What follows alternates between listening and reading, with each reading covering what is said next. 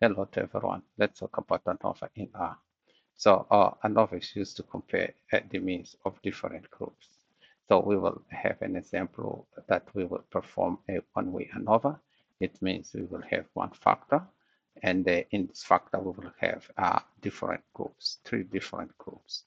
So let's load the library. We will use this library because we will need to attach Iris dataset, and we can run. So let's clean, and we will see the first 5 rows of the Iris dataset, first 6 rows, and the run. So we will the variable that we will be using will be a support list. So the assumption to conduct ANOVA. So the first one is the test of normality of data. So for this purpose, we use, but before that, we can have histogram. So of the data that we, of the variable that we will use to compare its means in different groups. So we run, and here we see. So I was saying that there are assumptions before we perform ANOVA. The first one is test of normality.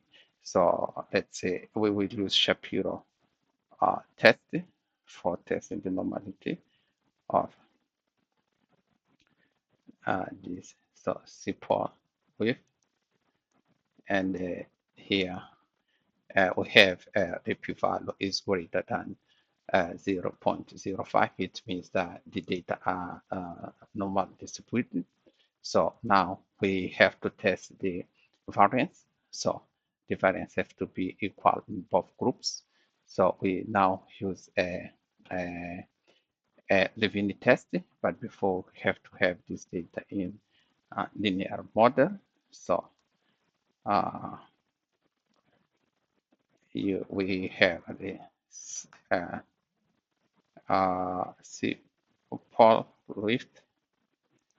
Okay, and we have our factor piece, and we have the data that we are using. So, and now we use Levine test to test the variance, the difference in all groups. So we have here R's, L and R. So we run first this one to see if it's okay.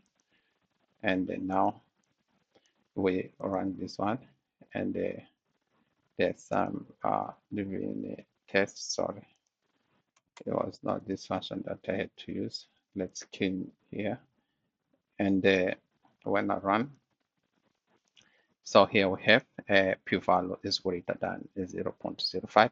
It means that all the variance are equal in between the groups.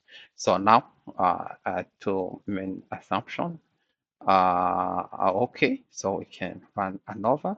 So let's have here ANOVA, and from this model, and when we run ANOVA, we